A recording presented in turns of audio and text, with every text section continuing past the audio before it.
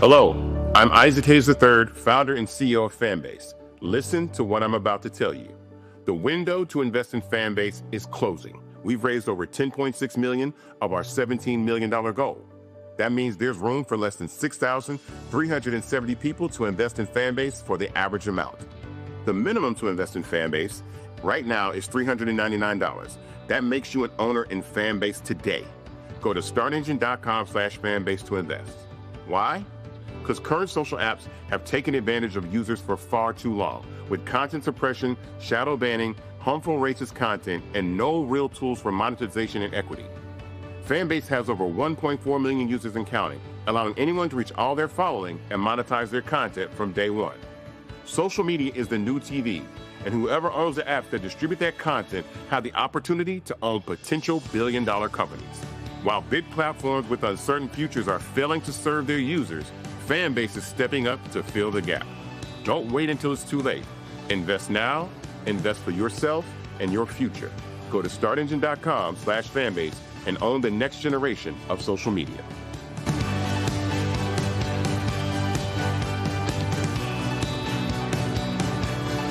Black Star Network is here. Oh, no punches! I'm real revolutionary right now. Thank you for being the voice of Black America. All momentum we have now, we have to keep this going. The video looks phenomenal. See, this difference between Black Star Network and Black-owned media and something like CNN. You can't be Black-owned media and be scared. It's time to be smart. Bring your eyeballs home. You dig?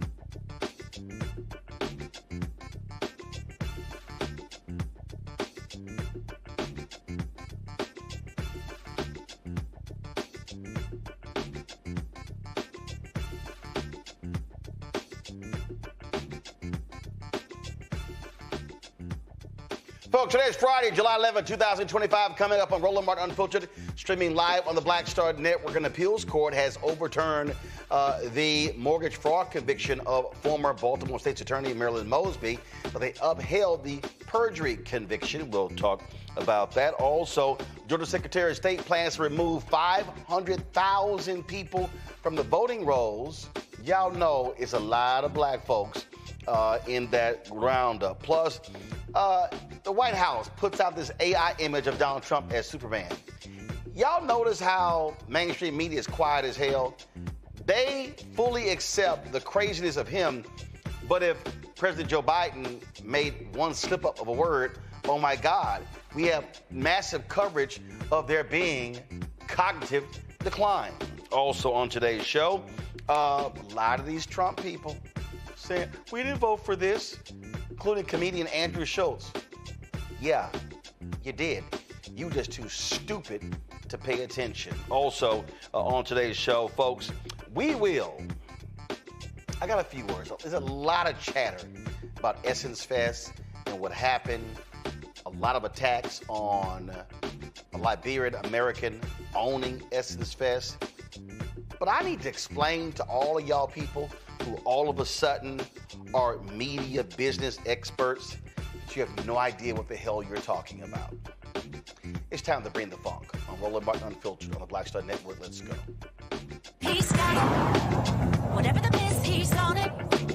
Whatever it is, he's got the scoop, the fact, the find. And when it breaks, he's right on time and it's rolling. Best believe he's knowing. Putting it down from sports to news to politics. With entertainment just for kicks, he's rolling. It's on go, y'all. It's Roland Martin, yeah.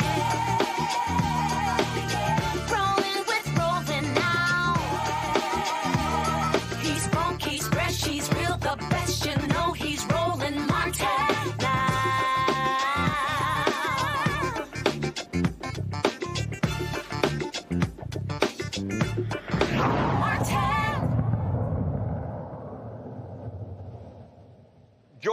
plans to remove nearly 500,000 people from the voting rolls. They have a law called Use It or Lose It.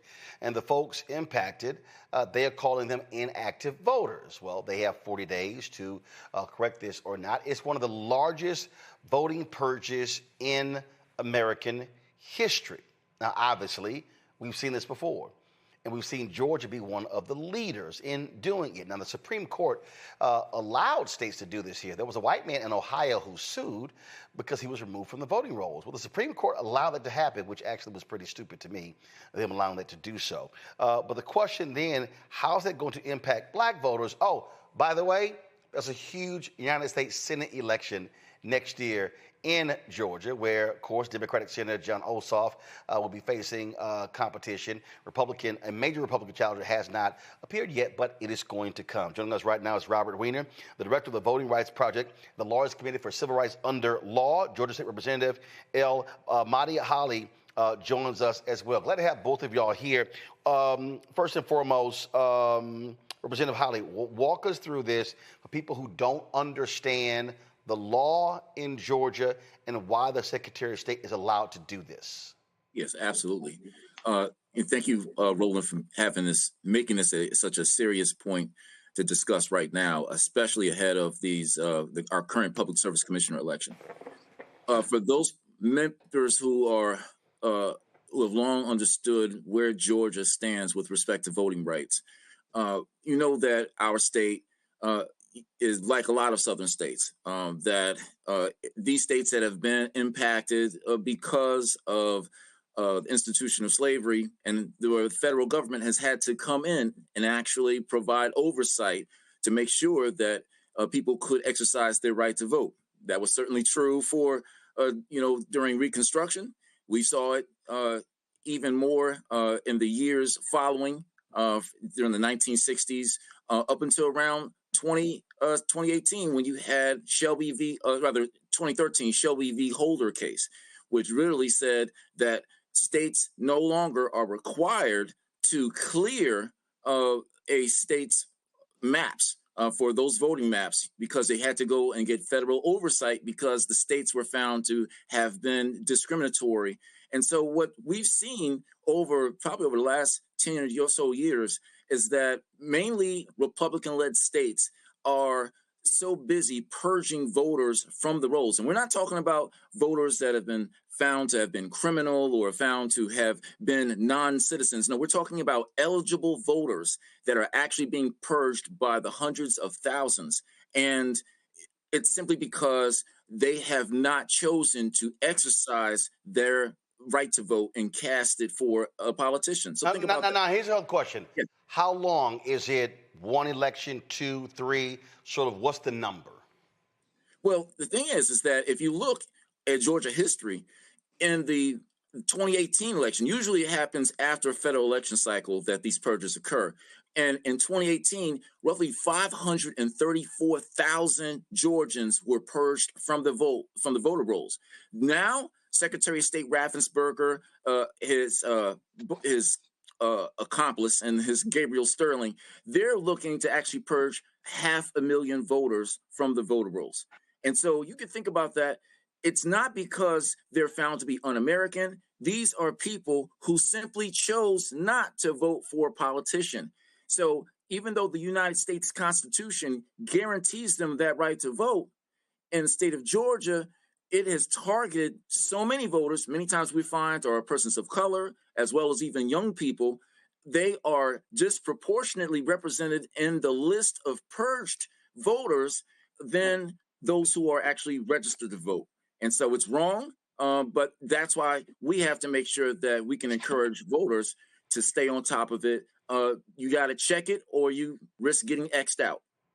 Robert, what can people actually do?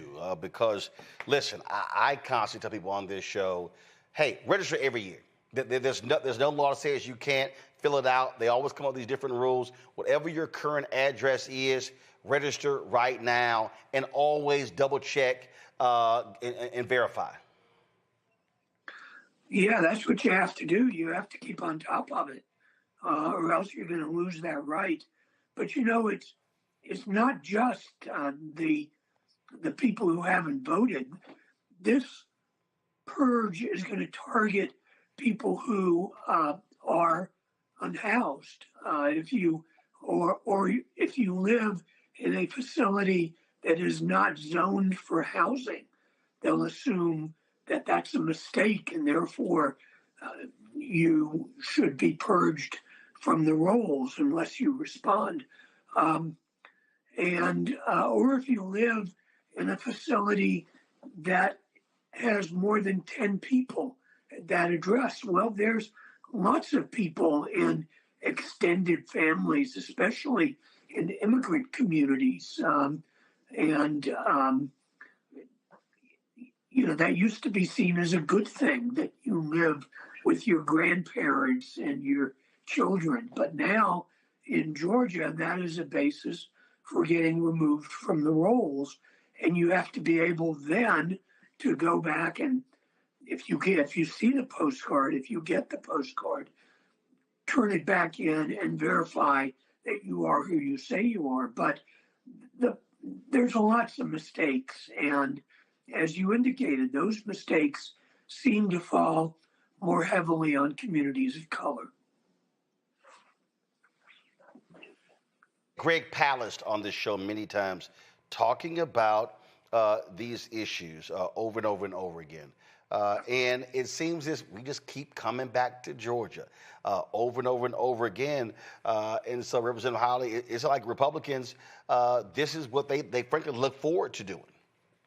Absolutely. I mean, when you look at 2018, I still remember a study from the United States Commission on Civil Rights, where it found that for those states that had previously were required by Section 5 of the Voting Rights Act to get clearance from a federal judge to make sure that their maps were found to actually be fair for all citizens to be able to cast their ballot, of all the states that were actually monitored, you still have Georgia leading them with these voter suppression tactics of changing voter ID laws, polling precinct closures, early cutoffs, having really narrow windows for these dates and times to schedule a vote, requiring legal Americans to provide proof of citizenship. And these mass purges that we're seeing here, 500,000. And Roland, just to kind of give you some perspective on that, you had 5.3 million Georgians who cast their ballot in the 2024 elections. 5.3 million. This is a purge to clear off 500,000 instantly if they don't respond within a 40-day window to make sure that they can be seen as eligible. So in Georgia, we see that ahead of election cycles, that amount, that percentage, which mind you, even though it's maybe 6% of the total Georgians who live here, but that's 10% of those who cast their ballot in the 2024 elections.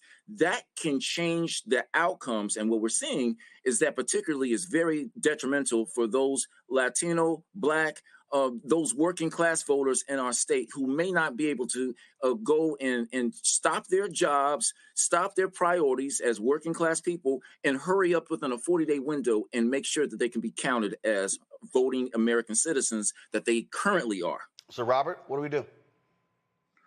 Well, one thing we do is we try to pass the John Lewis Voting Rights Act. But here's the deal, Robert, here's the reality. Republicans control the House, yes. control the Senate, Trump is in the White House. That ain't happening. So, I mean, it's not. So, right now, what do we tell our people? What do we do right now? Yeah, well, that is an obstacle to passing that. We just have to tell people that they need to register, they need to vote, they need to check whether they are on the list. There is a website you can go to see if your name is on that list, and you can do something about it. But it really requires that people in Georgia, and Stacey Abrams ran such an amazing campaign a few years ago, and the get out the vote effort and the registration effort is really phenomenal. 93% registration rate. that is great. And I hate to say those really able people have more work to do, but they do. They're just going to have to get out there and go door to door and make sure people know what their rights are, and that they exercise them. All right, then, gentlemen, we absolutely appreciate you joining us on the show. Thank you so very much. Thank you. All right, I'm going to go to my panel right now. Introduce them. Glad to have them. Matt Manning, civil rights attorney out of Washington, D.C. Michael Imhotep, host of the African History Network show from Detroit, joins us as well. We also, of course, have Ben Dixon, pastor, and, of course, very out here with his own digital show as well. Glad to have y'all here. Listen, I had to pose the question that way, Ben, and it's very simple. Listen, the John Lewis Act ain't getting passed. Okay, they control it. So our focus right now has to be, this is the strategy we must employ to be able to drive this thing out, to alert people what's going on. I just, look, I appreciate the folk who file lawsuits, who do all of those different things, but this requires an on-the-ground effort to make sure that those folks are not disenfranchised right now. Absolutely, and I love your suggestion is that they should register. We should register every year. It should almost be a matter of routine and ritual, because we understand that this is the tactic that they employ every single opportunity that they get. They will take every measure possible to disenfranchise us from our vote. And if this has to become our ritual, our routine, then we will overcome it. Because if it was simply a matter of them, our vote not mattering, then they would not go through these hurdles that they go through every year. I was taken off the roll back in 2004 and wasn't able to vote back then because of the same exact type of purge.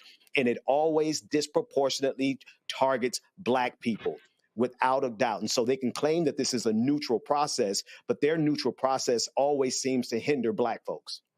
Yeah, I mean, I just think that the thing for me, Michael, there are what I call short, mid, and long-term goals. The long-term goal is passing the John Lewis Act. Okay? Here's the whole deal. Biden was in the White House, couldn't get it done. Why? Democrats control the House. Then you had the Senate, didn't have 60 votes. Couldn't get it done. Couldn't use the reconciliation process. Couldn't get it done. Correct. So there has to be an effort right now to say, okay, getting the word out, re-register. Don't even wait on the postcard. Just re-register. Right now, re-register with your new address. Boom, that's what you do. That way you don't go through the process of election day, you go vote, provisional ballot. Provisional ballots are not always counted. We ain't trying to go through all that. No, re-register right now. Don't even wait. Do it. It doesn't cost you anything to re-register to vote. Absolutely. So I'm glad we're having this conversation, because this is straight out of Project 2025. And this is like a modern day poll tax coming from Georgia, which is a former Confederate state. So what happens is Republicans continue to show us that they fear the African-American vote and the power of the African-American vote more than many of us value our vote. And Georgia has a deep history of voter suppression. When you look at Senate Bill 201 that passed in 2021, it passed in Georgia. That was the first state to have those voter suppression laws right after the 2021 election. They pushed the fiction of the big lie, even though all the evidence came out stating that the election was not stolen. But Michael, here's the deal. I understand all of that. What I am saying is our strategy has to be a now strategy. I know what they did in 2021. I know what they did in 2022. I'm connecting it to now. No. What I'm saying is, no. I don't want to connect to now. Our people need to know what to do now. What to do right now. They can't file lawsuits. They can't pass a bill. But we have to get people minds right now. What must they do today? You got to register. You have to re-register to vote. educate people on the need to re-register to vote, but also educate them on how what's on the ballot coming up the next election impacts every aspect of their lives as well, and why it's important to vote also. How all these policies are determined by what's put in place, are determined by who votes and who registers to vote. Yeah, but here's it. Connect all that. But here's the issue we're facing, though. See, I can't have hypothetical. Here's the problem. A lot of these people are inactive voters. So I can't. So I can't say I need you to vote. First of all, you're already inactive. So what has to happen is register to vote. No. Follow me here. These people are already registered. They're inactive, meaning they did not vote. So what has to be happening is within 4 years. Right, which means they ain't voted in 4 years. I understand. Which means that the folk who are running and the third-party groups out here, we have to be doing our part. The reason I'm saying that, I'll pull this up last night. I was texting, this is what I pulled up a text last night. Bishop Barber sent this to us today. We were talking about, and I was talking about, there was a video that Zoran Mamdani posted, which I thought was a fantastic video. And this is what Bishop Barber said. In the North and in the South, we're going to have to do a lot because, frankly, the party is all over the place. Our problem in the South is many want to do rallies, but not organizing. Mm-hmm. One church group in North Carolina has 10,000 churches, but they don't do a church-by-church campaign where each church organizes 90% of its members. Most of the time, the pastor does one sermon and then says, my people voted. They don't organize in a mile radius around the church. So he says that the model has to be where we are right now. We can't be waiting on a party to organize and mobilize. I agree. And so what I'm saying is, if a person ain't voted in 4 years, then saying I need y'all to vote ain't the answer. I have to now be communicating. That's not what I said. I got you. And okay, go ahead. This is what I'm trying to explain to you. Yes, they have to re-register to vote, but we have to connect why they need to re-register to vote to the actual policies and the outcomes that they say that they want. You have to connect all that together and educate them on how all that's connected and mobilize them. This explains to you why you have to re-register to vote. If you haven't voted in 4 years and you didn't vote in the 2024 election, then there's some type of disconnect there. So we have to connect all that together. It's not enough to say, I need you to vote. I need you to re-register to vote. No, you have to explain to the people the why and the what and how this impacts every aspect of your life. And the disconnect. And it has to be massive ground mobilization. We can't wait on the Democratic Party. We can't wait. Nobody is coming to save us. And the disconnect, Matt, is that the way we communicate issues, they're frankly not in a way where a person goes, wow, got it. And so that's what I'm saying. So again, we can be mad and upset with the purge, but the purge is going to happen. What I'm saying is we got to be sitting back and say, hold up. They about to purge 500,000 people because they ain't voted in 4 years. Why ain't those folks voted in 4 years? And that means they ain't voted in no election in 4 years. So what is it? Yeah. So how can we now, again, mobilize, organize to communicate, to reach them, to touch them, to teach them? That's what has to be happening, and we can't wait until September of 26. It has to be happening now.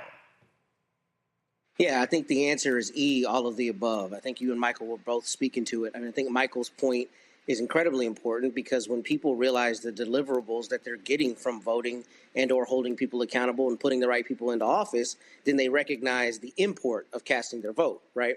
But not only that, I mean, a rally or one-time sermon or points in time where you're discussing voting rather than sustained efforts through organization is just not going to yield the effects of exactly what you're talking about, making sure you have a sustained drive. And the way you do that is by you telling people, unless you go to the polls, these kinds of things are going to continue happening. I mean, for instance, when I read the article in preparation of this, it's interesting because the way the Republicans are characterizing this is exactly the opposite. We're cleaning up the rolls. We're doing the right thing. We're making sure that we have people who want to be involved in the process, essentially involved in the process. And that's not how it should work. Sometimes people aren't going to check their registration. They're going to go to the polls and they're not going to realize that they're not able to cast their vote. So it's a matter of sustained organization in concert with telling them the benefits and the detriments to not voting. My frustration when these things happen is that we bemoan, we lament, we're upset by their actions. Their actions has to cause a reaction. And I think where we sit today and what we are seeing, and we're seeing, I talked about it last night, our numbers. If we hit a 70% total turnout of eligible black voters, we can sweep elections all across the board. But I can't get a turnout unless they're registered. I can't get them to register. Right. I can't get them to register unless I explain to them why the registration matters, then why the vote matters, and then they have to then see a return on their investment.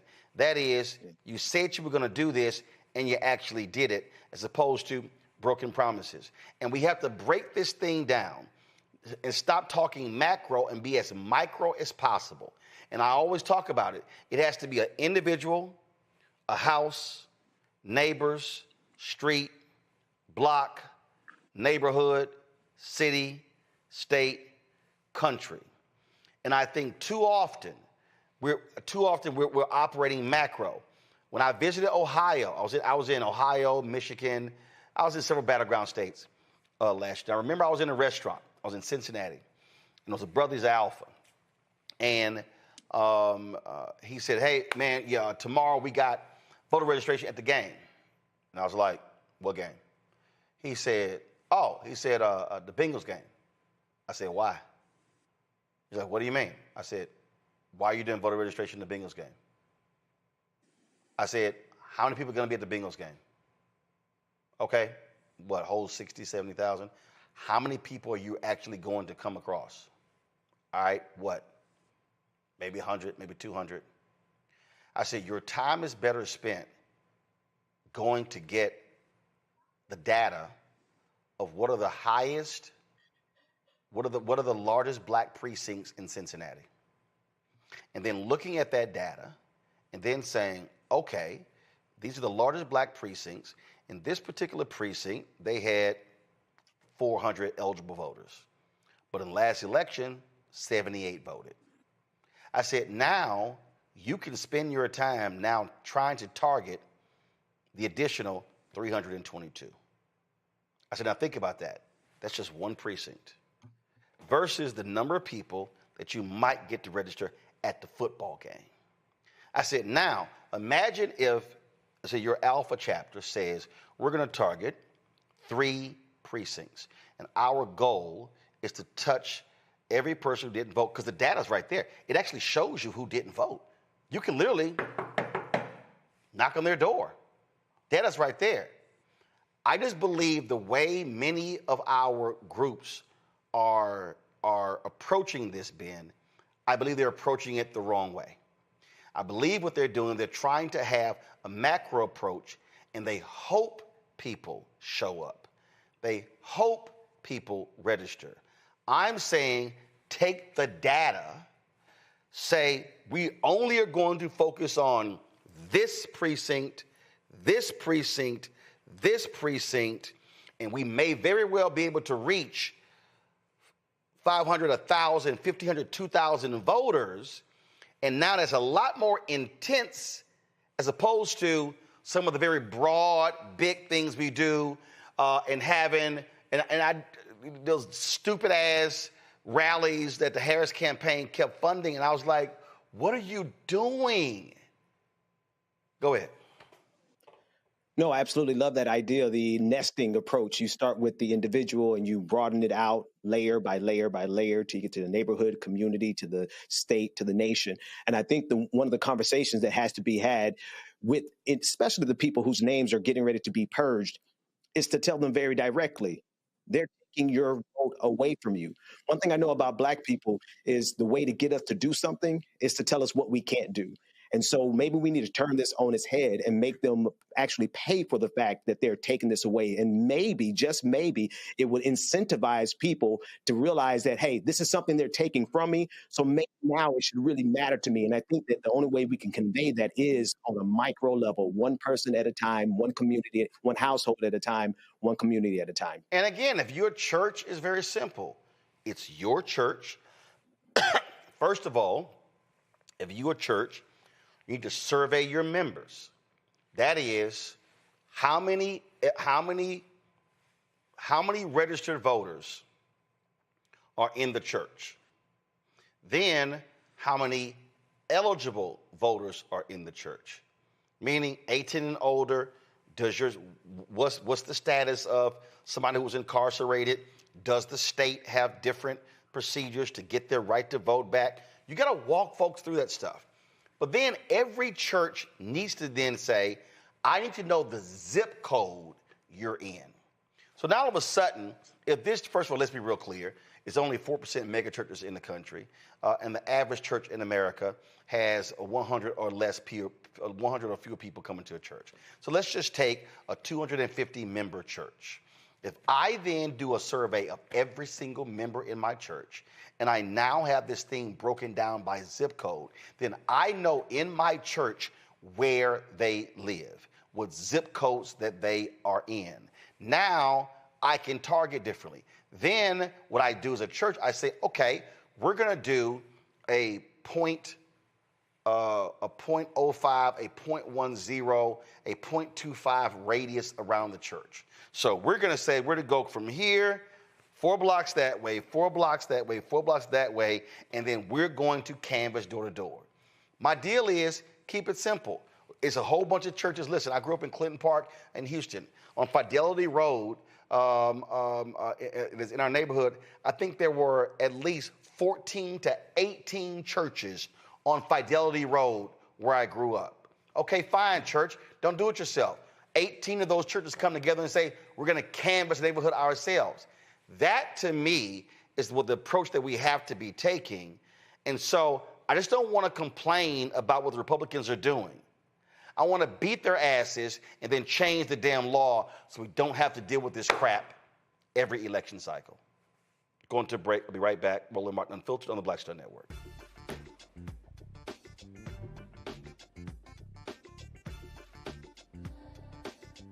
This week on the other side of change. Mass incarceration, Trump administration is doubling down on criminalization, and how it is profitable. And there's something really, really perverse about saying that we need to put people in cages in order for other people to have jobs. Like, that is not how our economy should be built. Only on the other side of change on the Black Star Network.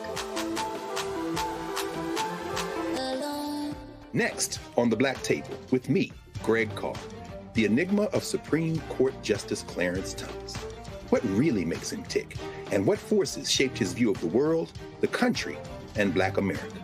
The answer, I'm pretty sure, will shock you. And he says, people think that I'm anachronistic. I am. I want to go backwards in time in order to move us forward into the future. He's very upfront about this. We'll talk to Corey Robin, the man who wrote the book that reveals it all. That's next on the Black Table, only on the Black Star Network. Hello, I'm Isaac Hayes III, founder and CEO of Fanbase. Listen to what I'm about to tell you. The window to invest in Fanbase is closing. We've raised over $10.6 million of our $17 million goal. That means there's room for less than 6,370 people to invest in Fanbase for the average amount. The minimum to invest in Fanbase right now is $399. That makes you an owner in Fanbase today. Go to startengine.com/fanbase to invest. Why? because current social apps have taken advantage of users for far too long, with content suppression, shadow banning, harmful racist content, and no real tools for monetization and equity. Fanbase has over 1.4 million users and counting, allowing anyone to reach all their following and monetize their content from day one. Social media is the new TV, and whoever owns the apps that distribute that content have the opportunity to own potential billion-dollar companies. While big platforms with uncertain futures are failing to serve their users, Fanbase is stepping up to fill the gap. Don't wait until it's too late. Invest now, invest for yourself and your future. Go to startengine.com/fanbase and own the next generation of social media.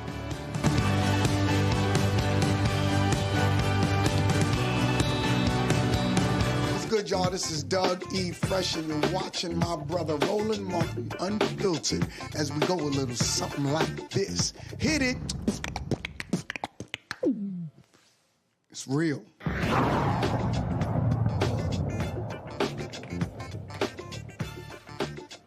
Okay, I'm about to play a 5-minute from a news conference today. It took place in New Orleans. It featured Democratic leader Hakeem Jeffries, featured Congressman Troy Carter, Steering and Policy Committee co-chair Debbie Wasserman Schultz of Florida, Robin Kelly of Illinois, Nanette Barragan of California. Okay, so today they were at a New Orleans clinic to talk about the importance of Medicaid providers. The Speaker of the House of Louisiana is from Speaker of the House is from Louisiana, Mike Johnson. Louisiana is just ahead of New Mexico in terms of the number of people going to lose Medicaid. But here's what I don't understand. You know what? Play the video first, and then I'm gonna tell you what my problem is with what I'm about to play. The passage of Donald Trump's big, ugly bill, H.R. 1, represents the most devastating attack on America's health care in our nation's history. It cuts more than $1 trillion from health care, including $500 billion from Medicare, putting millions of Americans, including many here in Louisiana, at risk of losing coverage, facing skyrocketing costs and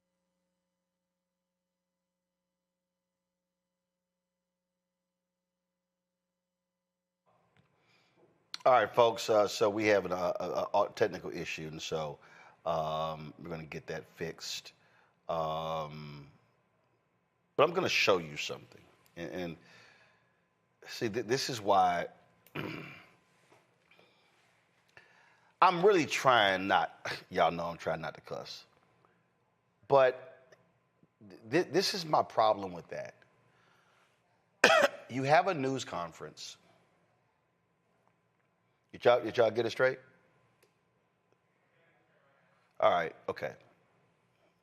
So you have a news conference in New Orleans that's represented by Troy Carter to raise the issue about the bill that's already been passed. At least go to my iPad. Y'all, this right here, this is the congressional district of Mike Johnson. As you see right here, Shreveport, Monroe, Alexandria, it extends all the way down south to Lake Charles. So that's Mike Johnson's district. Now, first of all, you see right here, you see how this carve-out piece right here, this shows you how they gerrymander. Like, that makes no sense at all. Like, why wouldn't it be a straight shot top to bottom? But that's how they do these maps.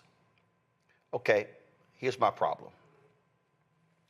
If you're going to hold a news conference talking about the devastating effects of the bill, which Mike Johnson voted for,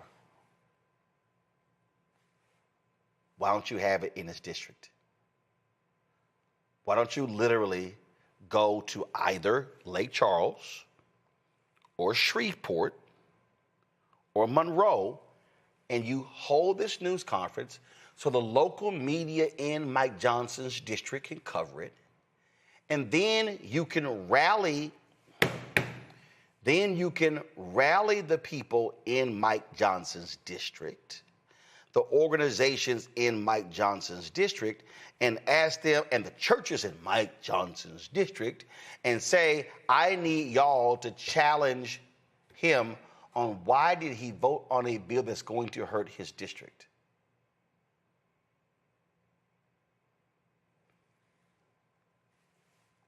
Great. All five are standing there in New Orleans. Why?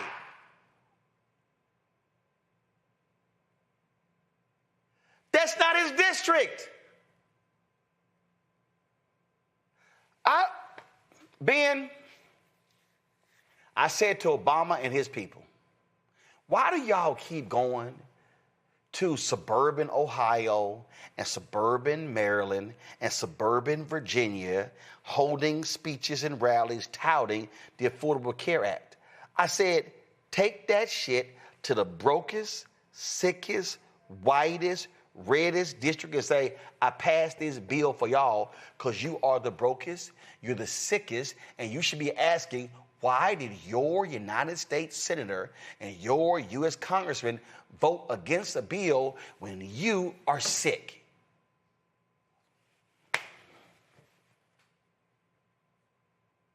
Ben, your thoughts? You know, Roland, at this point, I have to think it's a matter of complicity, right? Because at that level of politics, to excuse it away as them not knowing or incompetence, to me, is not acceptable. They have too many highly paid representatives and individuals who plan for them, strategists, consultants, because that's just common sense what you said, right? And it makes too good of sense for them to not understand and actually execute it. Go into the belly of the beast. Go into their districts. Go and confront them head on. Talk to the people who are being hurt the most. Talk to the people who voted for them who are going to be hurt the most. And it's that oversight, it's that inability to see something that simple, which goes back to what one of the brothers on the panel already said. We have to have our own organizing power, because if we allow the Democrats to keep doing this, whether it be fecklessness or complicity, we're going to keep finding ourselves as Black people at the mercy of either a party that is complicit with this power or just too incompetent to actually fight against it. I get it. You want Louisiana media attention. Okay, I get it. But that's not who you talk to. Matt, you go and talk to his people and you say, y'all need to be asking him, why did he vote against you? What was his reason voting against you? And you say, here are the Medicaid recipients in this district. Here are the number of people in this district on SNAP with SNAP benefits. That's what you do. You get nothing going to New Orleans. I don't know. I think I'll be the dissenting voice on this. I don't know that it's as, problematic for the message for it to be down the road in New Orleans as opposed to his district. I get the logic, but one, Louisiana isn't a huge state. Two, your first point on this is exactly what I thought. They probably thought that they have a much greater access to a larger swath of media there in New Orleans, and it's not like they can't have that same messaging 100 miles away.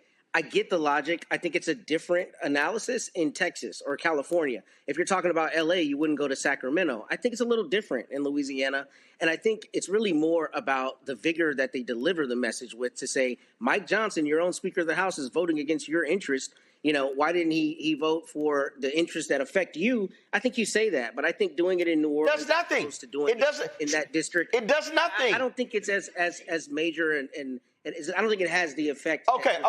What does it do? Okay, Matt. Matt. What does it do? You're talking in New Orleans, which is represented by Representative Troy Carter. What does that get you? He's already a Democrat. You have a lock on his seat. What does that do for you? I mean, I get the logic, Roland, but you're in D.C., I'm in Texas. We're talking to people across the country. You mean to tell me that they can't have the same import in their message and the same vigor in their message 100 miles down the road? I mean, I get what you're saying. No. Here's what I'm saying. Here's what I'm saying. The reason you the reason you bring a representative from the House Democratic leader, a rep from Illinois, a rep from California, and a rep from Florida is you want to amplify the negative impacts of the bill, and the person who is the Speaker of the House who actually ramrodded the bill through is from Louisiana. So if I am, first of all, so my strategy, here's the first thing. What is my strategy for even holding the event? So let's see. There's not a U.S., so there's a U.S. Senate race that's next year, okay? The congressional races are every year. There's a mayoral election in October. They ain't talking local election. They're talking what happens in Congress. So if I am trying to say to the folk who are going to be hurt the most, this guy from this state screwed you, I'm going to his district. Ain't no Mike Johnson voters in New Orleans. None. Okay, so the media covers it, but that's just like an insular conversation. I'm not reaching. But I don't. Go ahead. Yeah, I don't think it is, though, right? I don't think it is, because the same phenomenon that you're talking about is applicable to people in all 50 states. I mean, I get that it's Mike Johnson's district is a stone's throw from there in New Orleans, but by that same logic, they could go to Florida. They could go to other places and go to rural wherever. And yes, say, and if you go to Florida, go to the district of a Republican who voted for it and hold up the data, because here's the thing. You already know what Fox News didn't cover. So what the goal, for the media goal is, I need to break through and get the message to the folk who may not even be aware of it, that, are y'all aware how sick y'all are? Are y'all... There's a member of Congress from from California. 2/3 of his district are on Medicaid. I will be on his ass. Yeah. To your point, I ain't going to L.A., I'm going to his district and say, see how he voted? Because I'm trying to take his ass out.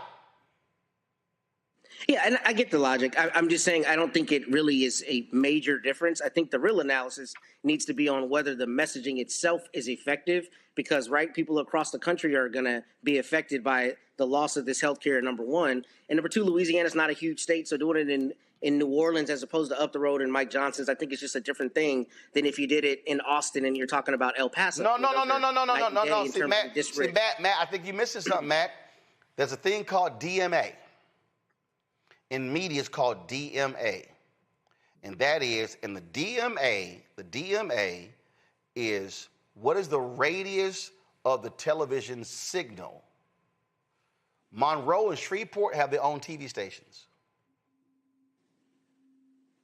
That's what I'm saying. Hakeem wasn't it run by national media, though? No. That's local news. This is my point. You're not talking national. Okay. Every congressional district in America is 850,000 people. It's every congressional district. The Democrats lost the House by a combined 1,700 votes.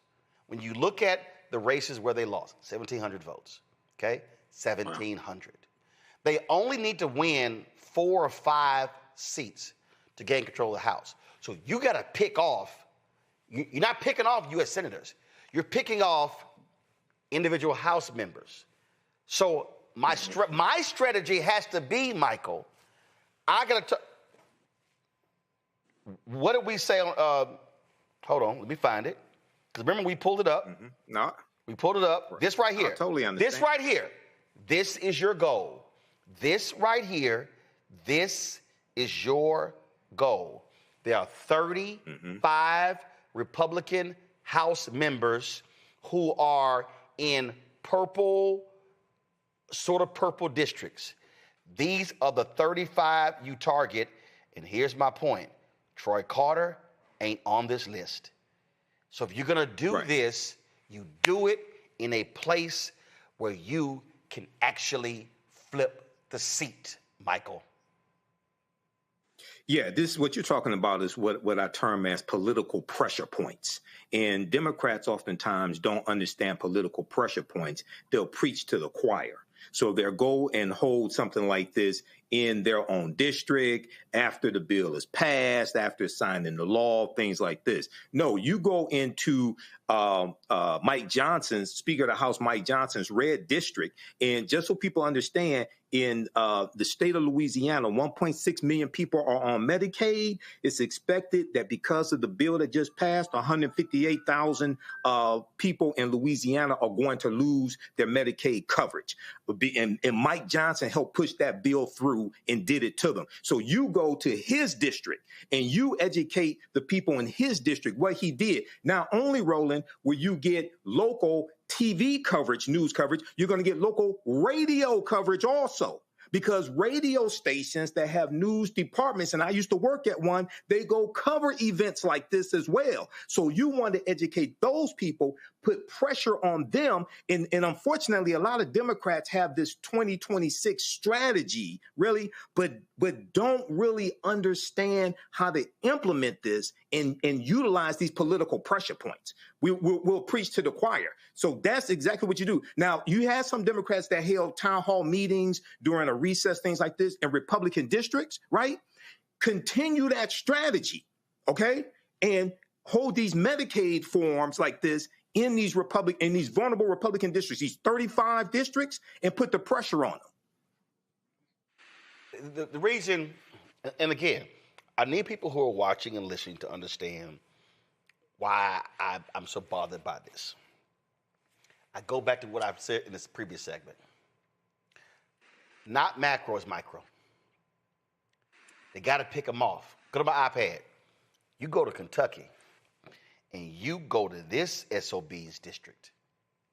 You go to Andy Barr's district. You go to his district. And guess what? Do you know why you go to his district?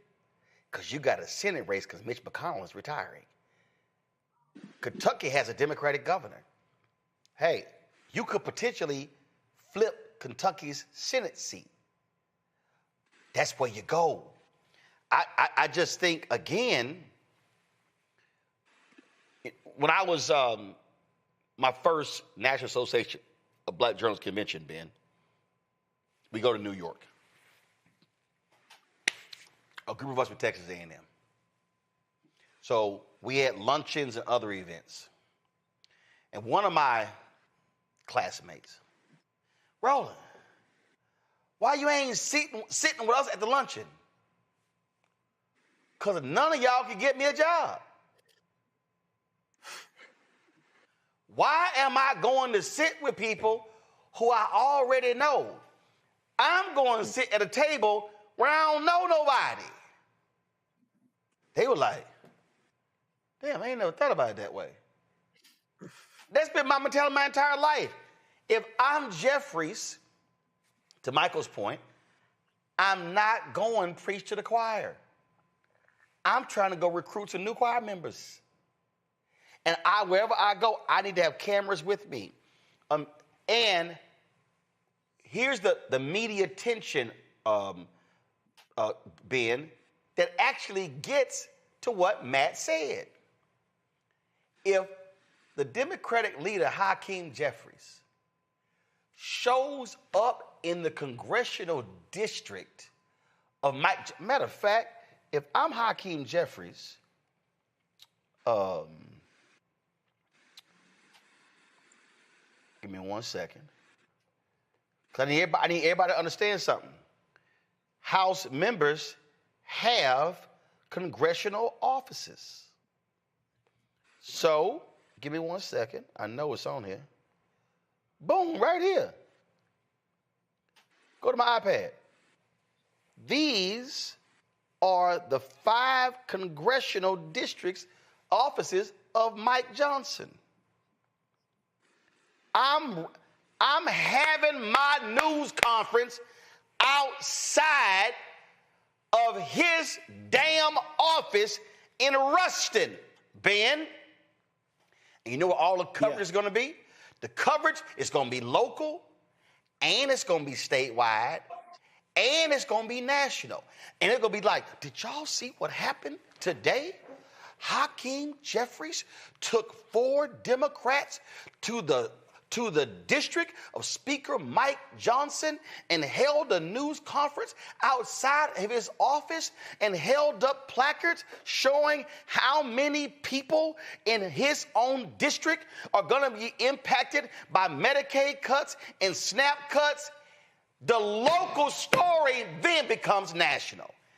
They ain't getting no coverage there in New Orleans. Matter of fact, I might be the only show in America that played a little bit of that news conference. Roland, I feel your angst, and I share it, because we have to pause and ask ourselves, are these people equal to the task of fighting fascism as we're facing it right now? And again, I'm of the opinion, I might be one of the few, but I'm of the opinion that they know exactly what they're doing. This is the path of least resistance to get nothing done. There is a path of least resistance to get everything done, to stop MAGA, and you've already laid it out. Show up in their neighborhood, show up at their offices, knock on their doors. That's easy. That's good media. That's good publicity. That's what every politician would actually want if they were actually on our side. So I'm sorry, I'm of the opinion that Hakeem Jeffries may not really want to stop MAGA. I just listen. I think, Michael, he does want to stop MAGA. I just think that you got to have what Dion always said, I need some folks with some dog in them. Come on. You can't play this thing nice. The old political paradigm is gone. Trump and MAGA has completely demolished that thing. Okay, listen, Republican presidential consultant, media commentator David Gergen died today. David Gergen, I was with him on CNN. David Gergen was very soft, very sensible, how he approached. That don't happen now. You got to sit here and scrap. You got to say, nah, this is war. This ain't boxing. This ain't even MMA. Nah, this is straight up, I got to take your ass out politically. And so the strategy has to be, all right, how can I call attention? How can we drive media attention? How can we build awareness? How can we piss them off? How can we get under their skin? That's how you do it. You say, and matter of fact, my ass would have done this here. I would have said, we're going to be in Louisiana all day. We're going to do one go back to my iPad. We're going to do an event I'm going to do it at the Ruston office. I'm going to do one at the DeRitter office. Right. I'm going to do one at the Bossier City office. And then I'm going to go to the campus of where they got a P.O. box, Northwestern State University. And if I say, you know what, I can't get Hakeem to be at all of them, that ain't a problem. Hakeem, you're going to do one in Ruston and the one closest to Ruston. Then we're going to send Debbie to one of the other ones, and we're going to send Robin to one of the other ones, and then we're going to send the other the woman from California to the other one, and we're going to sit here and blitz their ass. And you know what the coverage is going to be? House Democrats call out Speaker Mike Johnson in his own district on Friday. Local media going to cover it. Right. State media is going to cover it. National media is going to cover it. If I'm them, I'm live streaming every single one of the news conferences. I'm going to push it on social media and all the blogs, and I'm going to send the signal to everybody in the House leadership, we coming to your district next. And that's what I say. Next week, we coming to you. Freedom Caucus, we're going to hit all y'all. Doc, you got to have, if you're trying to win a game, the game plan that you won with 10, 15 years ago, different game plan. Right.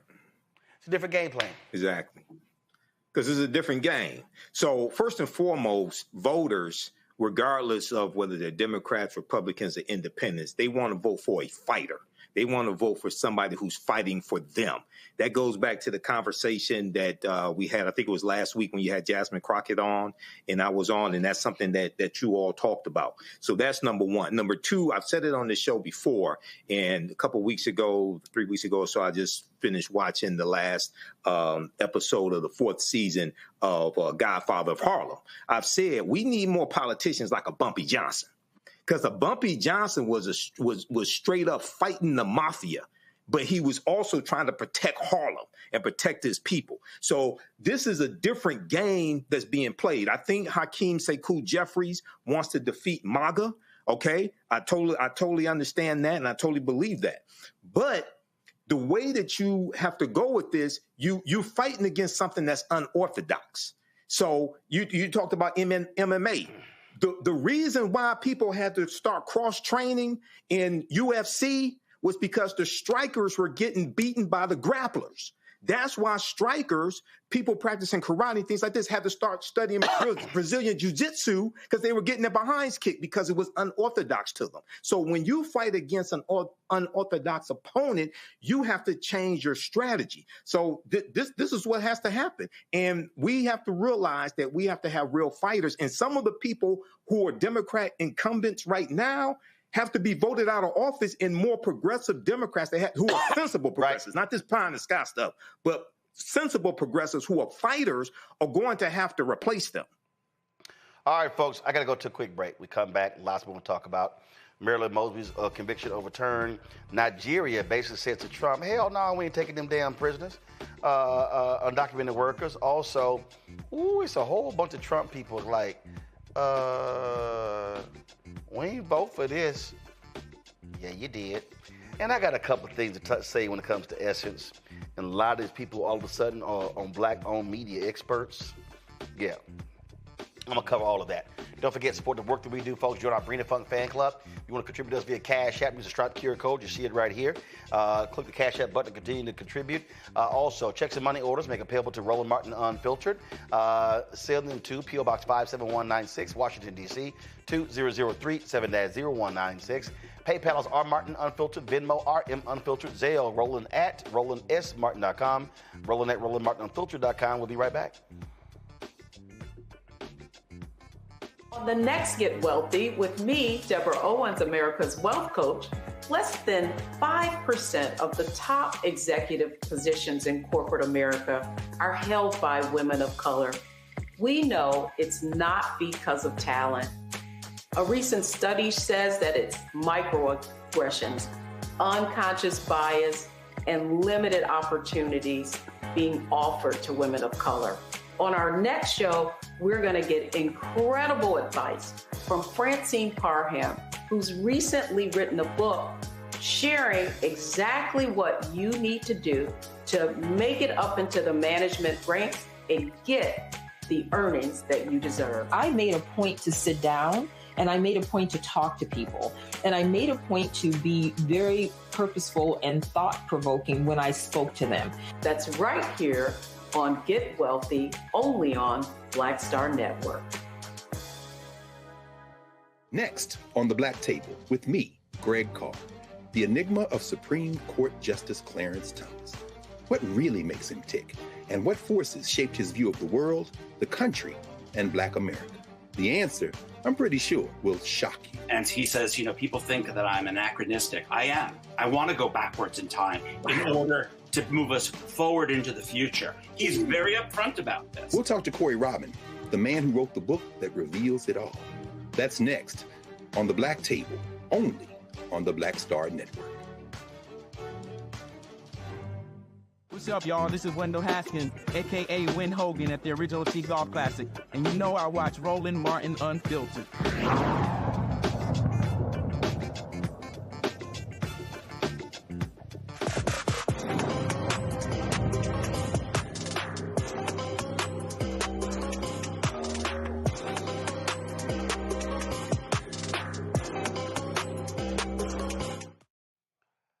Y'all, don't you just love these MAGA people who like, oh my God, we didn't vote for this. Oh my goodness, we didn't vote for this. We had a couple for you.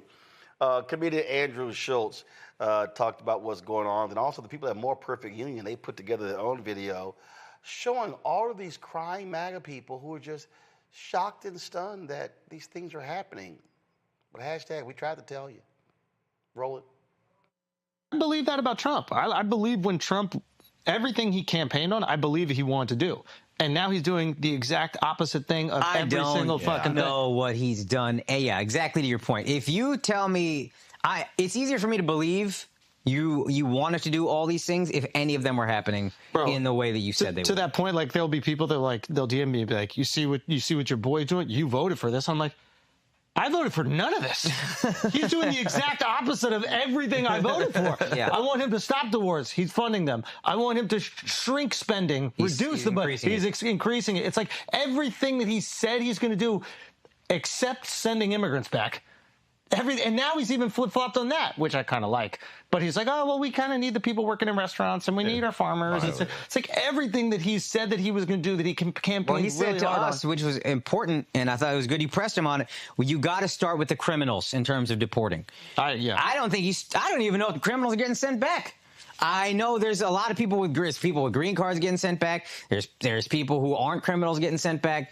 I don't know if you're sending back the criminals first. You're definitely not doing it first. I don't know if you're sending them back at all. So nothing has happened. My medication, it runs $20,000 a month without insurance. I make $800 a month. Oh, that will kill me. That would kill my friends. That would kill millions of people in this country if they lose their health care. We're in California's District 22, a rural community in the state's Central Valley. This district voted for Trump for the first time in 2024, but now his policies threaten one of the benefits people here rely on the most. It bothers me when people like Elon Musk say that people on those programs are the parasite class. It's just cruel. Do you know anyone personally who voted for President Trump but depends on benefits like Medicaid? Oh, yeah. I know a lot of people. Trump promised a lot of things. I thought it would be more family values and those programs that we really need here. One of those promises was to protect Medicaid, which 67% of people in this district rely on. It's the largest percentage of any district in the entire country. Can you guarantee that Medicare, Medicaid will not be touched? Yeah, I mean, I have said it so many times, we're not going to touch it. But his administration just proposed an $880 billion cut to Medicaid over the next 10 years. So we wanted to come here to find out how people are feeling about Trump and his administration's decision that could have a huge impact on one of the benefits they rely on the most. One resident who would be impacted by Medicaid cuts is 64-year-old Irma Arredondo, who voted for Trump in 2024. Irma has several chronic health issues, including type 1 diabetes.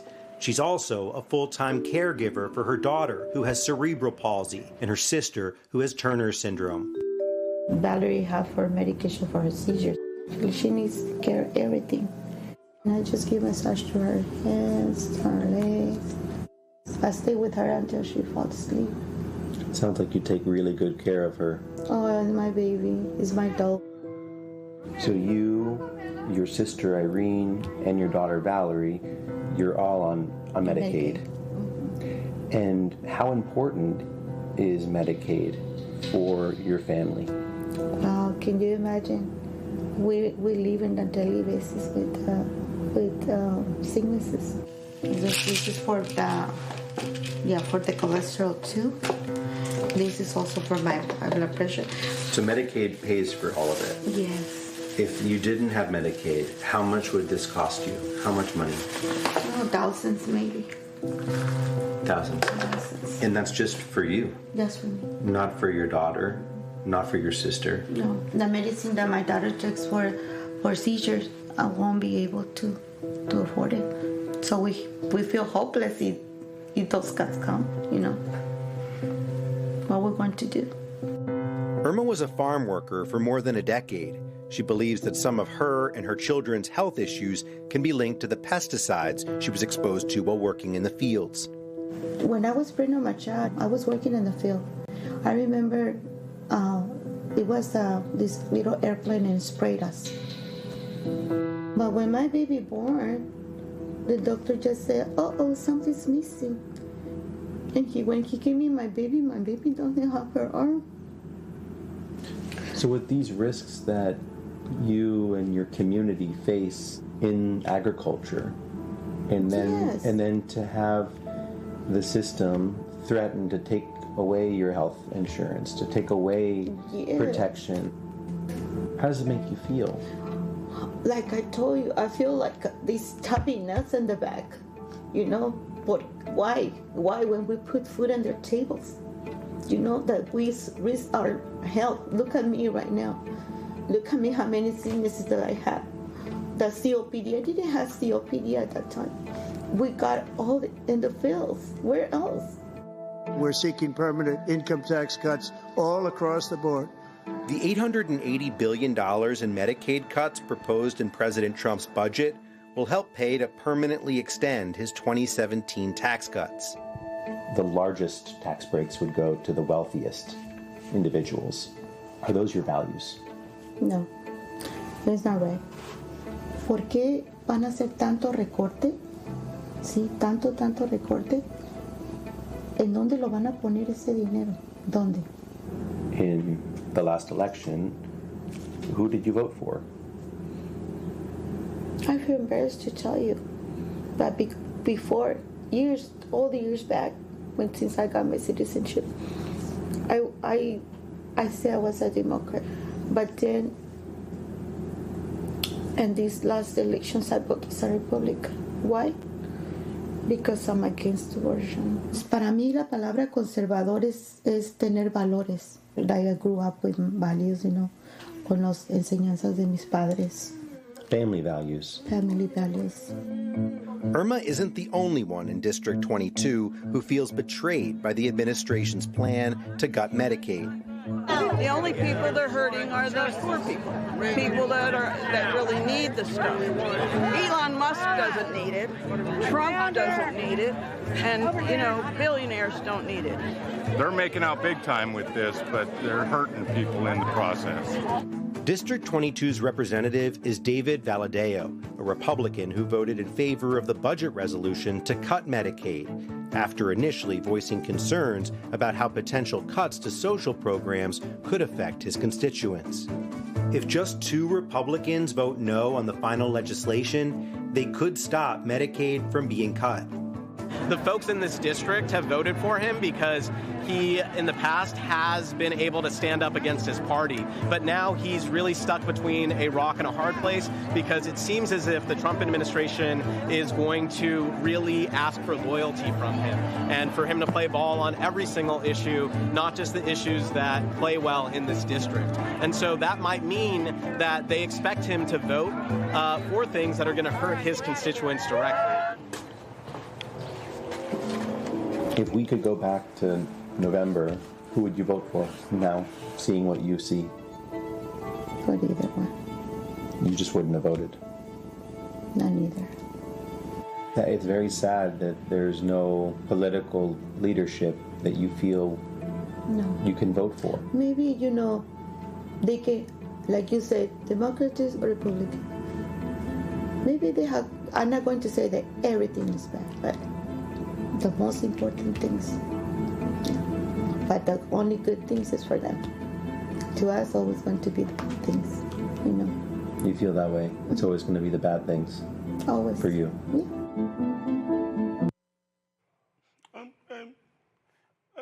I'm embarrassed to say. I don't want to say I voted Republican. Then he asked, if you could go back, I wouldn't vote. Okay, your ass just sat there and literally was crying about you might losing health care. In fact, I just want y'all to understand logic. I voted for Republicans because of abortion. But the same Republicans want to take away my health care and I could die.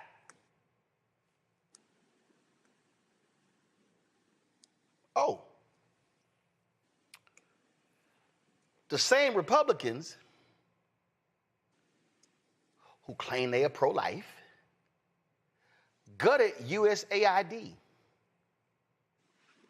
That's going to kill millions across the world. But you voted for them because of abortion. Now, let me be perfectly clear. I know some people who are ardent opponents of abortion. Okay, you're anti-abortion, but are you pro-life? Because see, you can't call yourself pro-life if you support people who cut Medicaid, because folks will die when rural hospitals shut down, when nursing homes shut down. You cannot call yourself pro-life voting for people who cut SNAP benefits when there's food insecurity in America and 30,000 people in America die annually due to hunger. You cannot call yourself pro-life if they are slashing international aid that's keeping people alive, that's keeping people alive when it comes to HIV/AIDS, when it comes to starvation. We could go on and on. Do y'all know that when Trump got in there and Elon Musk got in and they immediately cut off aid, that a 78-year-old woman in a Myanmar camp died because she went to the hospital every day to get oxygen, and when they cut the money off, then they couldn't give her the oxygen and she died.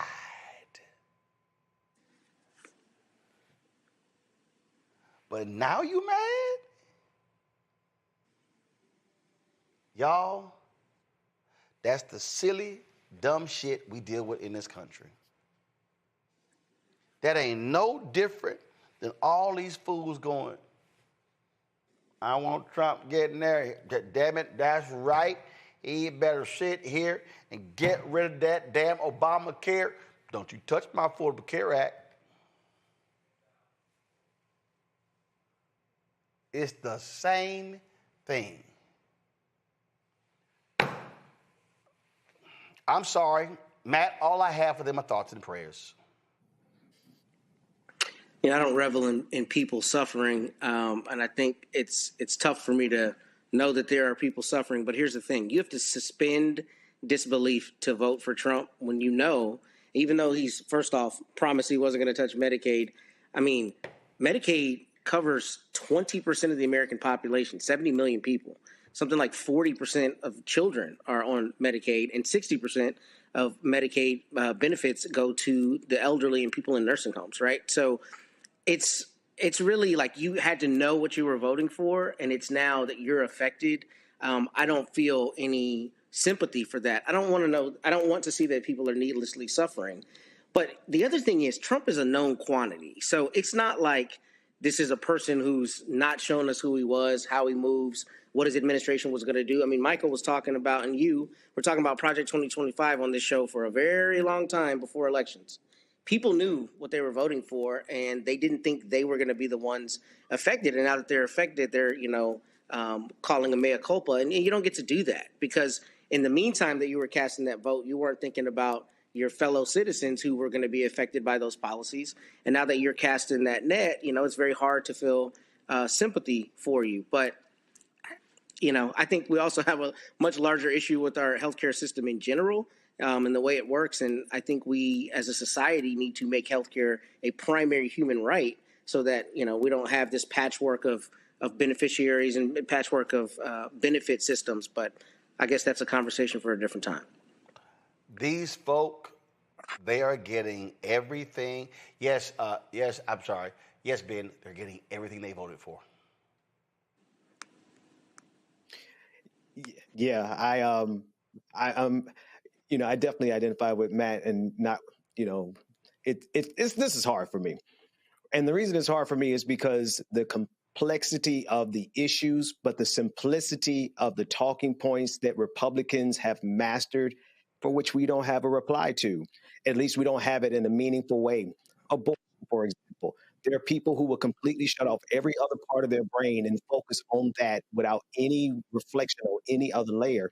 And to me, I believe that this is the threshold we had to go through, unfortunately. We had to come to this place where people would realize you've been had.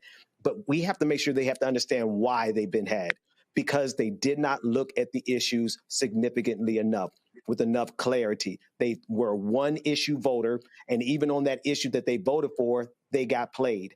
And if we don't usher in a generation of a body politic that actually thinks and realize that any party that is trying to sell you something simple as a single talking point like abortion, they're taking advantage of you. But I don't believe that we could have gotten to this place as a nation without going through this dark spot where now people are coming to their senses because it's hurting them. But if we don't seize on this moment and reveal to them, here's why you got played. Here's how you got played, because you leaned on one topic that they're not even true to, which is abortion. If we don't catalyze and capitalize on this moment, then Republicans are going to run the same exact play in 2026 and 2028 and going forward. Michael, Gallup has a new poll out showing massive dissatisfaction with Trump's immigration plans. Republicans love it, but Democrats and independents absolutely not. His support is cratered, but guess what? We tried to tell you. Absolutely. Absolutely. So first and foremost, because I have a list here. Number one, if you are against abortion, goddamn it, don't get an abortion. It's pretty simple. Okay. And this is what happens when you have single issue voters, because the policies of Republicans decimate all the other issues you care about. You talked about USAID. As I said last week, it's suspected that 300,000 people worldwide have already died because of USAID being cut off. That's from the Boston University analysis. You talk about Medicaid. It's suspected that 51,000 Americans are going to die each year because of loss of Medicaid coverage. That's Yale University. When we look at MAGA is a death cult. Okay. Now, what I found interesting here, she said if she didn't vote for Republicans, she wasn't going to vote. I don't think she mentioned Kamala Harris at all. Like there wasn't a viable alternative. And this gets to something deeper. I don't know this woman. My heart goes out to her. But also we have to realize we're dealing with sexism in this country. And we're dealing with racism in this country. You nice. My heart doesn't go out to her, but go ahead. I'm sorry. Okay. We're dealing with sexism in this country. We're dealing with racism in this country. And within the Latino community, which is broad, you're talking about people coming from different countries. Okay. There is also a bias towards African Americans, because some Latinos identify more with their white ancestry than their Afro-Latino ancestry or Native American ancestry, what have you. Okay, so we're dealing with these multiple issues, but yeah, hashtag we tried to tell you, but this is what happens when you're stuck on stupid. What did my homeboy say in that when the white woman called him the N-word? I'm sorry, it's above me now. It's above me now. All right, y'all, speaking of stupid, you know what? Mainstream media, right wing, anything that Joe Biden said, these folk lost their damn mind. This is this dumb shit that Trump does. The White House literally put this on Twitter, y'all, of him dressed like Superman. And see, no, go pull the tweet up. Pull the tweet up. Y'all have it. It's stupid. And what kills me is, again, if a Democrat had done any of this, if Kamala Harris had Joe Biden, they would be losing their mind. But see, they have normalized his sheer stupidity. The man posted the other week he was selling cologne. I mean, and again, it's like, crazy ass stuff. Oh, that's just Trump joking. That's just Trump joking. But these MAGA people really are stupid. So you know the new Superman movie came out. And Lord, they are losing their mind, y'all. They are losing their mind. They are mad because the director did the movie, and he talked about Superman being an immigrant. And, yeah, MAGA lose. I mean, they have been, like, really angry. They've been angry. They upset. They mad. They've been doing deep dives on a fictional movie, y'all. Because James Gunn, the director, made clear how he was going to portray the character. And they sit in, look at this, they've gone woke. They've gone woke. Dean Cain, look at this here. Dean Cain. Superman has always stood for truth, justice, in the American way. And the American way is immigrant friendly. Okay? Tremendously immigrant friendly, but there are rules. I think that was a mistake by James Gunn to say it's an immigrant thing, and I think it's going to hurt the numbers on the movie. Really? Really? That's you, Dean Cain? Y'all know Dean Cain played Superman? I think Dean Cain forgot this scene. Immigration and naturalization. We just need a quick look at your green card. Green card. Have the audio up, please. Superman, I'm afraid until we get this cleared up, I'm going to have to ground you.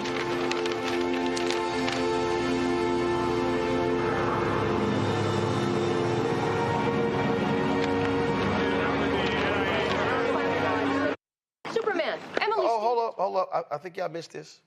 I'm gonna play it again. So, Cain, like, hey man, don't be talking about no immigrant stuff. And Superman, is this you, Dean? Superman, Emily Stevens with Immigration and Naturalization. We just need a quick look at your green card. Green card. You are an alien, are you not? Superman, I'm afraid until we get this cleared up, I'm going to have to ground you.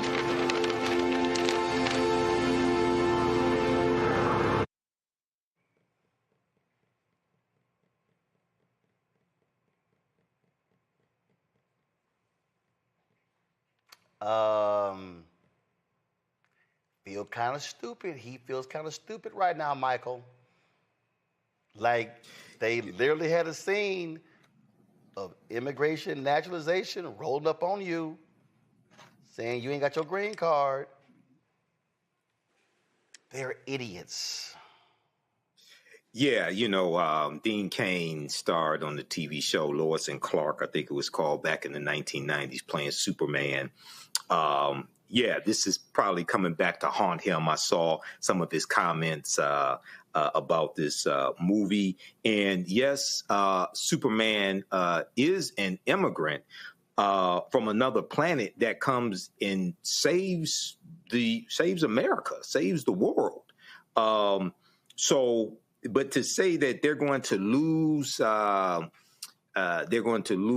viewers and things like this, people going to the movie, I'm not so sure about that because of this take on it. But at the same time, let's just be honest.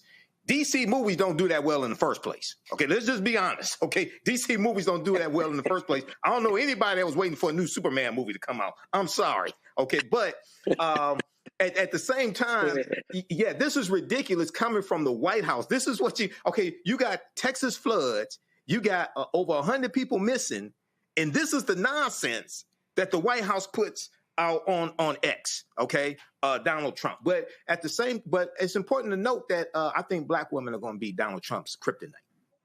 Well, what was dumb, like literally, look at this tweet. This is from this idiot Clay Travis, okay, right winger. He goes, so Laura Travis, the only lawyer, former NFL cheerleader, superhero, movie nerd combo on the planet, says Superman is clearly a legal immigrant. And she texts me this 4-part legal analysis that makes it crystal clear. Now, y'all, I'm not playing that bullshit. I'm not playing it at all. It's like a 4.5-minute video. But that shows you how stupid you are. So now they try to say, no. But Superman is a legal immigrant. And I'm sorry. Dean Cain says it's going to hurt the box office. And Michael said, well, I don't know if it's going, what it's going to do.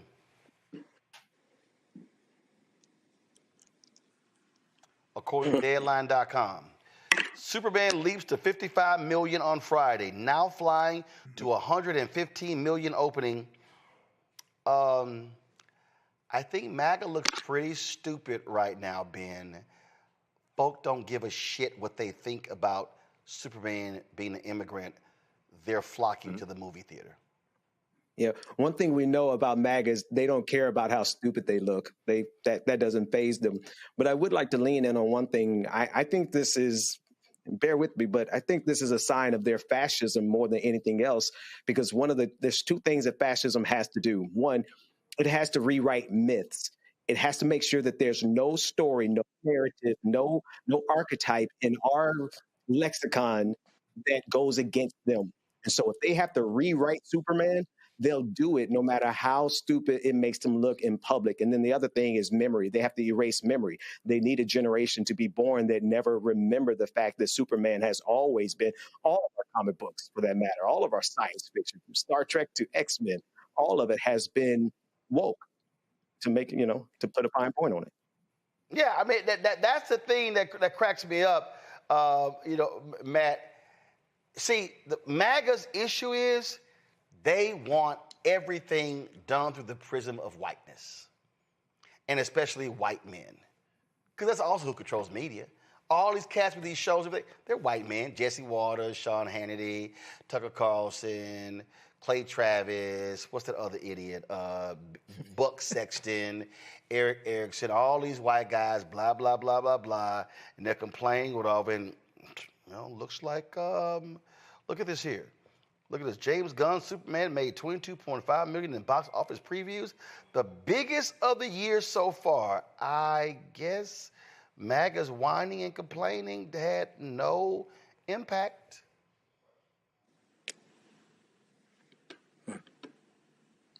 Matt?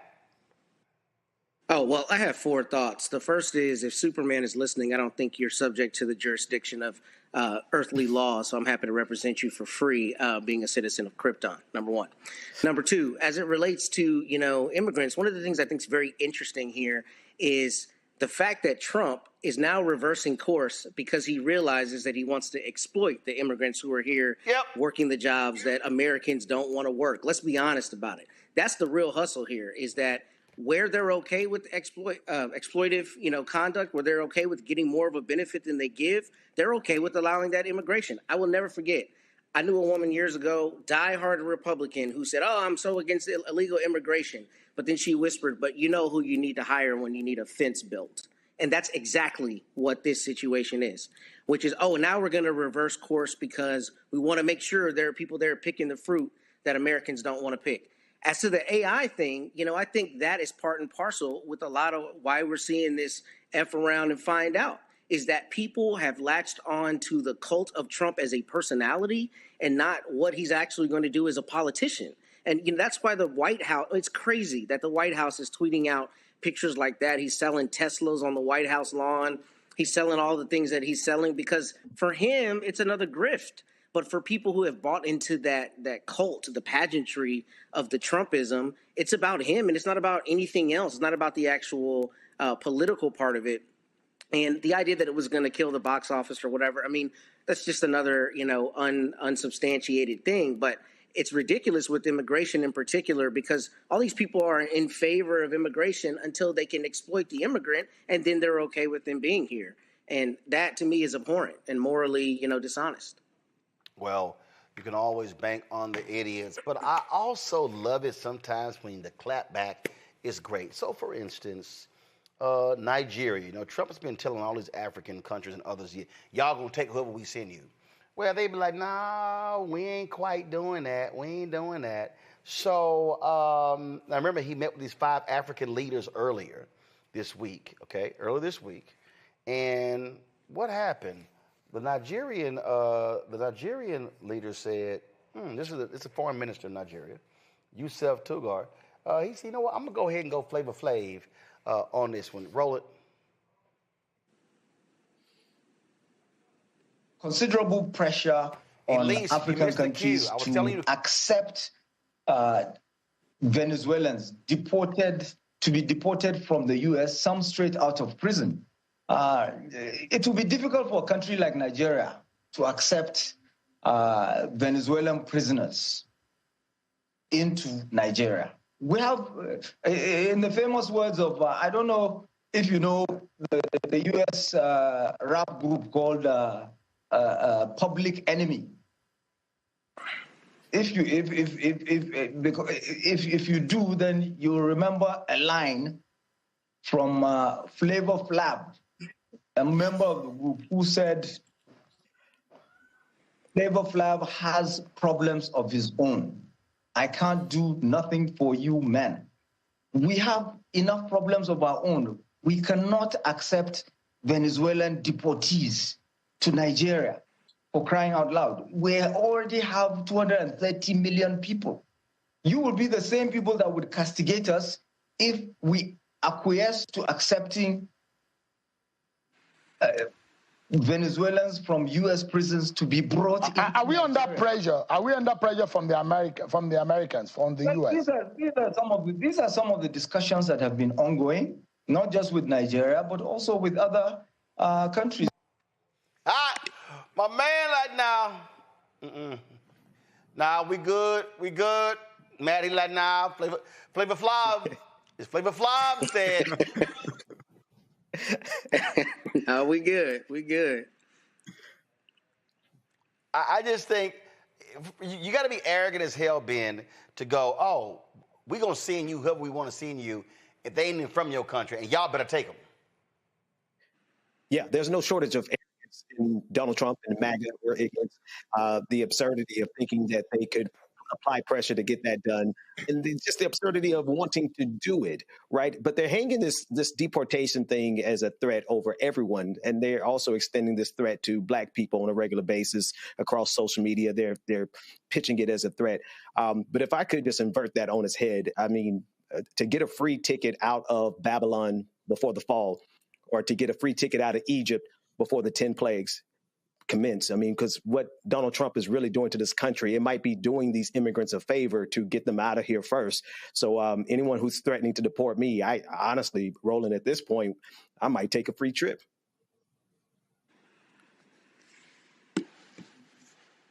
For all of my African friends, do this here. If Trump pulls this stuff again, y'all need to comment. This is all they got to do, Michael. It comes from Friday. To all my African friends, y'all ain't got to say nothing. This is universally known in Black America. Man, get out here with that bullshit. That's all they got to say. Gone. Yeah, well. Gone. Well, I appreciate Yusuf Tugar referencing Public Enemy. They were a very influential hip-hop group, and one of their anthems was Fight the Power. And this is exactly what Nigeria is doing. Hopefully, President Tinubu does not acquiesce to Donald Trump. Hopefully, Nigeria will stand strong. Yes, they have their own problems. No, they don't need to acquiesce to a dictator, a tyrant, trying to deport people to a third country. Just like they did eight men to South Sudan. Okay, so this is something good. I hope it continues. But this is how Donald Trump thinks of African nations and African leaders that he collectively refers to as S-hole countries. He thinks he could just bully them and do whatever, and they're just going to accept it. Okay, so Africa has to unite and push back against this wannabe dictator, this tyrant. Yeah, they right. No, we ain't taking nobody. I don't give a damn what you think. All right, y'all, going to the break. We'll be right back. Roland Martin Unfiltered on the Black Star Network. Next on the Black Table with me, Greg Carr. We look at one of the most influential and prominent Black Americans of the 20th century. His work literally changed the world. Among other things, he played a major role in creating the United Nations. He was the first African American and first person of color to win the Nobel Peace Prize. And yet today, he is hardly a household name. We're talking, of course, about Ralph J. Bunche. A new book refers to him as the absolutely indispensable man. His lifelong interest and passion in racial justice, specifically in the form of colonialism. And he saw his work as an activist and advocate for the Black community here in the United States as just the other side of the coin of his work trying to roll back European empire in Africa. Author Cal Rostiala will join us to share his incredible story. That's on the next Black Table, here on the Black Star Network.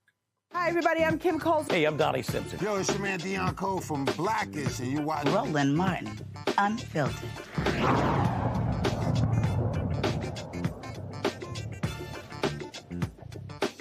Former Baltimore State's Attorney Marilyn Mosby got some good news today. An appeals court ruled in her favor, overturning her mortgage fraud conviction. The U.S. Circuit Court of Appeals voted 2-1 that her case was, quote, improperly tried.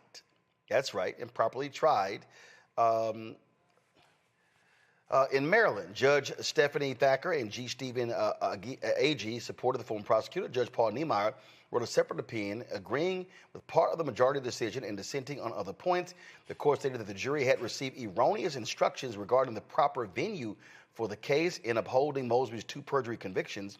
The panel agreed with the trial judge's determination that evidence concerning her retirement fund withdrawals was both relevant and admissible. All right, then, folks. Now let's talk about this Emil Bove. Of course, he is really somebody who has no business serving on the federal bench in a lifetime appointment. So when you give a questionnaire to turn to the Senate Judiciary Committee, well, he didn't answer the question as to whether or not Donald Trump could serve a 3rd term. He also offered no perspective on what happened on January 6th. Now, a whistleblower has come forward with notes showing that Bove pretty much said, F the Supreme Court, we can do what we want when it came to Abrego Garcia. He was asked, that Bove was asked that if he agreed with the 22nd Amendment, which prohibits a 3rd term, he said it wasn't appropriate for him to answer, quote, an abstract hypothetical scenario. I'm sorry, Matt. I don't recall a constitutional amendment being abstract. No, it's not. And, you know, to add to this, I saw some lawyers primarily from New York talking about this, where one of their wives had worked with him and was like sounding the alarm, like under no circumstances can this guy become, you know, be on the federal bench, that what you see out in public is worse than what is, what you see behind closed doors with him is worse than what you're seeing out in public. And if you recall, if I remember correctly, he's the one who wrote that really strongly worded letter about dismissing the case against Eric Adams when the Southern District of New York U.S. Attorney and her staff that were, formerly U.S. Attorney didn't want to dismiss it. If you remember that, it was pretty heavy-handed. So none of this surprises me, but what's scary about this is, the way the Supreme Court is ruling these days and the way the executive is given unfettered power via those rulings, there's no real check on this, especially when you have a Congress that may pass him through, right? Because they've got control of the Congress. So that's really, it's a terrifying thing, but here's a perfect example of a person who we really should have major questions about their temperament to be a judge and just their ability to be a fair jurist. Because right before I came on the show, I was talking to our runner here at the law firm about how in Texas, we're one of the few places where you can still directly elect a judge. And ironically, I was telling him the reason I think that's a problem is because a judge should not be partisan. You shouldn't step into her courtroom and say, she's a Republican, I'm not going to get a fair deal. Well, with Emil Bove, that is precisely what you're doing, because in all the capacities he's worked in, he's made it exceedingly clear that his job is to advance Donald Trump's agenda. So when you go into his federal courtroom, you are not going to get a fair shake, or you should at least have a very healthy skepticism about whether you will. And that's a problem, especially when you're shielded by the highest office in the land. Michael, he calls a hypothetical. Last I checked, FDR was elected 4 times. He's the reason why the 22nd Amendment was passed. It was passed in 1947, ratified in 1951. So actually, it's not hypothetical. We actually have an example, and the example is why we have the 22nd Amendment. Right. Well, he didn't want to comment on that because Donald Trump back in April said that he could serve a third term. OK, and he also said when he was interviewed by Christian Welker for Meet the Press, he also said that his attorneys had figured out ways for them to do it. And I researched this and they are absolutely correct. But they have to go to court to do it. There's a difference. Everybody has to understand this. There's a difference between running for a third term and serving a third term. He can't run for a third term, but there are 3 ways he can serve a third term without changing the U.S. Constitution. And it will get challenged in court. I guarantee you by the time it goes to court, Clarence Thomas and Samuel Alito would have resigned from the Supreme Court, and he would have appointed 2 more Supreme Court justices. OK, and it involves Section 2 of the 25th Amendment of the U.S. Constitution that nobody's talking about. I can elaborate if you want me to, because I've researched this. This is Donald Trump can serve a third term. He can't run for a third term. There's a huge difference. OK, and what we need to look at is how. Wait. For anybody listening, go ahead. Anybody listening? No, it's not that he can serve a third term. No court has this legal theory they're floating. No court has ruled on that. They are saying no. I said they have to go to court. Right. What I'm saying, but you said he can serve a third term. What I'm saying is no court has ruled on whether it's elected or serve any of that at all. They are floating that legal theory at the Constitution in terms of what the 22nd Amendment says. Go ahead. Well, it's also about the 12th Amendment to the U.S. Constitution. So they'll go to court to fight this. But I think they got a good chance of winning because by the time this gets to the Supreme Court, Clarence Thomas and Samuel Alito would have resigned. They would have retired. Would have retired. Yeah, but that has nothing to do with it because the reality is they rule for him and everything anyway. Yeah, no. What I'm saying is it will be 5 Supreme Court justices he would have nominated. Got it. Even though it's not a guarantee, if all 5 rule for him, then it can. Well, he's been pissed off with Coney Barrett or Gorsuch ruling against him, or even Kavanaugh. So what I'm saying is, so that's immaterial. The bottom line is what they're doing is the reason Bove does not want to address it because he believes it, and so that's why Trump appointed him. He wants him on the federal. He wants him on the federal bench. Hold on, Ben. Yeah, no, we're seeing the complete and total seizure of the judiciary, one judge at a time, right? And we see this across all the different levels of the judiciary. And this is the plan that 2025, as well as Donald Trump and his own individual plan, this is what they have been planning and rolling out and executing with efficiency. We have seen several of the Supreme Court rule against Donald Trump, but then we've also seen in some of the most critical decisions, they fall right in line. And so the Federalist Society, along with all of these institutions, they are prepared to make this happen on behalf of Donald Trump. And I think we have to govern ourselves accordingly. Like this is, if we know the play, if we know the plan, we have to absolutely undermine it with every possible way that we can. I mean, I don't know exactly what all we can do, but we can't simply sit back and watch it unfold and be surprised when it happens. Can I comment on that? Yeah, real quick. First of all, we got to realize, yes, it can happen. Because if people think the shit can't happen, then they won't fight against it. Well, Secondly, obviously, hold on. Obviously, it can happen because at the end of the day, Supreme Court can make any ruling whatsoever. So we understand that. But it will be a significant legal fight if it actually gets to that. Okay, go. Yeah, significant legal fight. Now, here's the thing.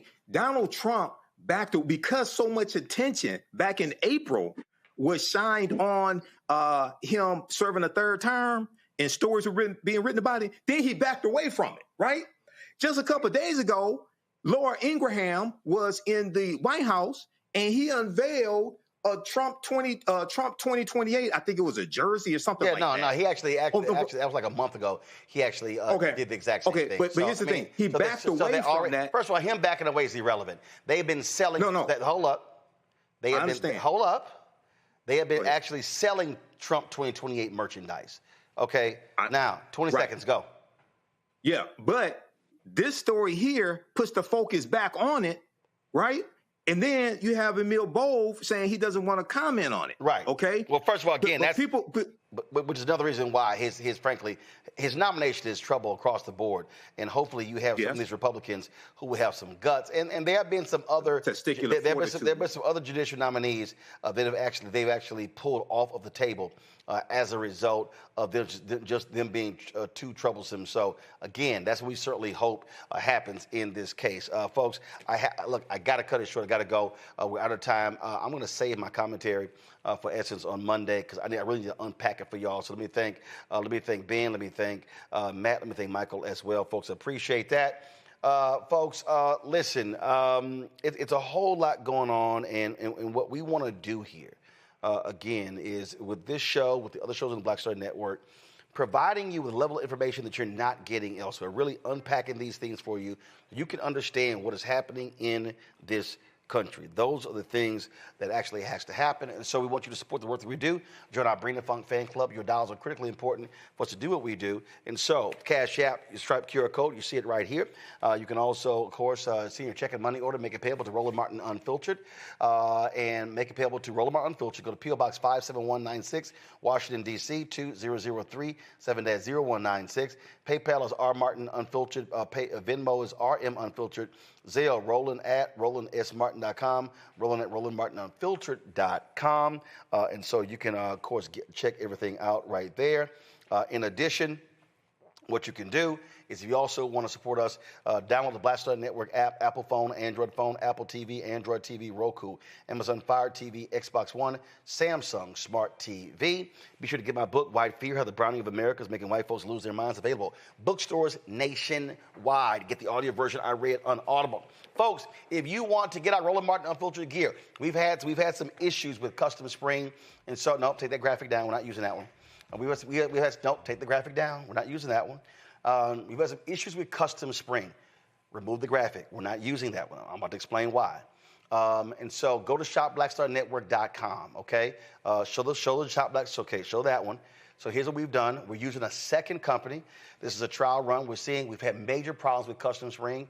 People ordering their product, not getting their product, not getting it on a timely basis, taking a month and 2 months.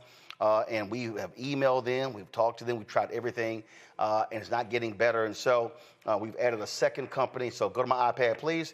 So if you go to shopblackstarnetwork.com, the same products you see there, you'll see here. You'll see our various T-shirts here. Don't blame me. I voted for the black woman. MAGA. MAGA chose between woke or broke. They chose broke. FAFO, Project 2025. You see hats. You see pillows, mugs, things along those lines. And so you can simply go to shopblackstarnetwork.com. Here are the hoodies, the crew neck shirts.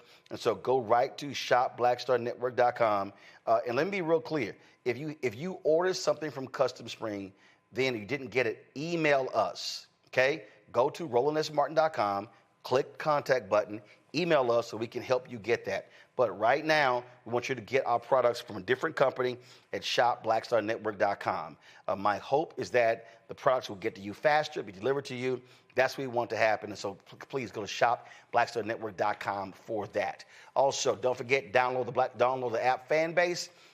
Get that, and then you can also, of course, if you want to invest, simply go to startengine.com/fanbase to get more information as well. Folks, that's it. As you know, every Friday, we always end the show rolling the names of all the people who have contributed to our show since we launched in September 2018.